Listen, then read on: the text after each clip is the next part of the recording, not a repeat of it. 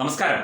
ആരോഗ്യ കേരളം നമ്പർ 1 ആണ്. പക്ഷേ സർക്കാർ ആശുപത്രിയിൽ ശസ്ത്രക്രിയ ചെയ്താൽ ജീവൻ നഷ്ടപ്പെട്ടേക്കാം എന്ന് വകുപ്പ് മേധാവിയായ ഡോക്ടർ തന്നെ, വർഷങ്ങളുടെ അനുഭവ സമ്പത്തുള്ള ഡോക്ടർ തന്നെ ഒരു സർക്കാർ മെഡിക്കൽ കോളേജിൽ നോട്ടീസ് പതിച്ച കാഴ്ചയാണ് കഴിഞ്ഞ ദിവസം കണ്ടത്. എവിടെയാണെന്നല്ലേ? ആരോഗ്യമന്ത്രി വീണ ജോർജിന്റെ സ്വന്തം ജില്ലയായ പത്തനംതിട്ട ജില്ലയിലെ കോന്നി ഗവൺമെന്റ് മെഡിക്കൽ കോളേജിന്റെ സർജറി വിഭാഗത്തിൽ ഓപ്പറേഷൻ തിയേറ്ററിലാണ് ഈ ഒരു നോട്ടീസ് കണ്ടത്. ഇവിടെ ചികിത്സിച്ചാൽ, ഇവിടെ ശസ്ത്രക്രിയ ചെയ്താൽ നിങ്ങൾക്ക് ജീവഹാനി സംഭവിച്ചേക്കാം എന്ന് ഡോക്ടർ എഴുതി വച്ചിരിക്കുന്നു. പിന്നീട് ഇത് കീറിക്കളഞ്ഞു. ഇദ്ദേഹത്തിനെതിരെ നടപടിക്കും അന്വേഷണത്തിനും ഒക്കെ ഉത്തരവിട്ടിട്ടുണ്ട്. ആരോഗ്യ കേരളം നമ്പർ 1 ആണ് എന്ന് ആഴ്ചയ്ക്ക് 14 പ്രാവശ്യം പറയുന്ന മുഖ്യമന്ത്രിയും ആരോഗ്യമന്ത്രി വീണ ജോർജും ഇതൊന്ന് കാണണം. തിരുവനന്തപുരം മെഡിക്കൽ കോളേജ് യൂറോളജി വിഭാഗത്തിൽ ശസ്ത്രക്രിയ ഉപകരണങ്ങൾ ഇല്ല എന്ന് പറഞ്ഞതിന് ഡോക്ടർ ഹാരിസ് എന്ന ഒരു പാവം ഡോക്ടറെ ഇട്ട് വട്ട് തട്ടിയത് നമ്മളൊക്കെ കണ്ടതാണ്. ഇനി ഈ വകുപ്പ് മേധാവി ഡോക്ടർ ശിവപ്രസാദിനെയും ഇട്ട് വട്ട് തട്ടും. അദ്ദേഹത്തിനെതിരെയായിരിക്കും ഇനി സർക്കാരിന്റെ CPM-ന്റെ എല്ലാ നീക്കങ്ങളും. കാരണം സത്യം തുറന്നു പറഞ്ഞു. പാവപ്പെട്ടവൻ പോകുന്ന സർക്കാർ മെഡിക്കൽ കോളേജിൽ ചികിത്സിച്ചാൽ നിങ്ങൾ മരണപ്പെട്ടേക്കാം എന്ന് ഡോക്ടർ അദ്ദേഹത്തിന്റെ ആ മനസാക്ഷി കൊണ്ട് മുന്നറിയിപ്പ് നൽകി. അത് ഇപ്പോൾ വലിയ പ്രശ്നമായി മാറിയിരിക്കുകയാണ് എന്നാണ് റിപ്പോർട്ടുകൾ. തീവ്ര പരിചരണ വിഭാഗം സുസജ്ജമല്ല, പരിശീലനം കിട്ടിയ ജീവനക്കാർ വേണ്ടത്രയില്ല, ശസ്ത്രക്രിയാ മുറിയിൽ വിദഗ്ധരായ സഹപ്രവർത്തകരില്ല, പൊളിഞ്ഞു വീഴുന്ന പെയിന്റുകൾക്കുള്ളിൽ നിന്ന് രോഗികൾക്ക് അണുബാധ വന്നേക്കാം, ജീവൻ രക്ഷാ ദൗത്യം വേണ്ടി വന്നാൽ ഹൃദ്രോഗ വിദഗ്ധനോ വൃക്കരോഗ വിദഗ്ധനോ ഇല്ല, വൈകിട്ട് 5-ന് ശേഷം ഫാർമസി ഇല്ല. എന്തിന്?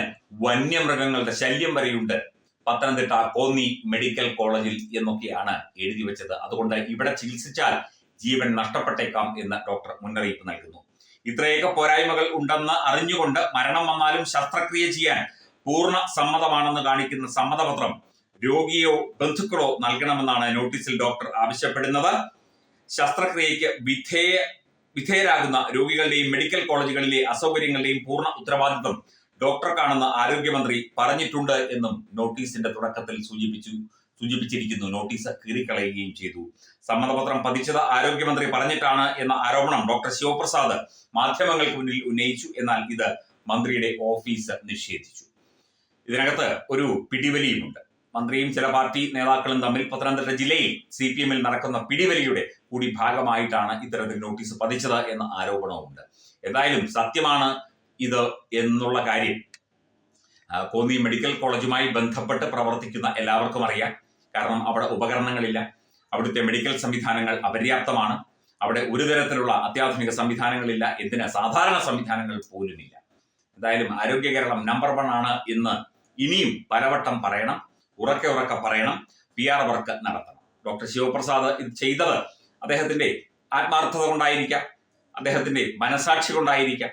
ഒരു രോഗിയുടെ, പാവപ്പെട്ട രോഗികളാണല്ലോ സർക്കാർ മെഡിക്കൽ കോളേജിൽ വരുന്നത്, അവരുടെ ജീവൻ നഷ്ടപ്പെട്ടാലും കുഴപ്പമില്ല എന്ന് ആരോഗ്യ വകുപ്പിനും അതുപോലെ അധികൃതർക്കും മന്ത്രിക്കും CPM-കാർക്കും ഒക്കെ തോന്നിയാലും നമുക്ക് തെറ്റ് പറയാനാവില്ല. കാരണം പാവപ്പെട്ടവന്റെ ജീവന് വിലയില്ലല്ലോ. എന്തായാലും ആരോഗ്യ കേരളം നമ്പർ 1 ആയി തന്നെ തുടരട്ടെ, ഇങ്ങനെ തന്നെ മുമ്പോട്ട് പോകട്ടെ. കോന്നി മെഡിക്കൽ കോളേജിലേക്ക് ശസ്ത്രക്രിയയ്ക്ക് അല്ലെങ്കിൽ ചികിത്സയ്ക്ക് പോകുന്നവർ കരുതിയിരിക്കണം എന്ന ഒരു മുന്നറിയിപ്പ് തീർച്ചയായിട്ടും പൊതുജനങ്ങൾക്കും ചികിത്സയ്ക്കായി പോകുന്നവർക്കും ഒക്കെ തന്നെ നൽകുന്ന രീതിയിലുള്ള ഒരു നോട്ടീസാണ് പതിച്ചത്. അത് കീറിക്കളഞ്ഞു. അദ്ദേഹത്തിനെതിരെ നടപടി ഉണ്ടായേക്കാം. ഡോക്ടർ ശിവപ്രസാദിനെ ഇട്ട് അങ്ങോട്ടും ഇങ്ങോട്ടും ഓടിച്ചേക്കാം. അദ്ദേഹത്തിനെതിരെ മറ്റ് നടപടികൾ വന്നേക്കാം. അങ്ങനെ പലതും സംഭവിച്ചേക്കാം. കാരണം അദ്ദേഹം സത്യം തുറന്നു പറഞ്ഞു എന്നതാണ് നമുക്ക് ഇപ്പോൾ മനസ്സിലാകുന്നത്.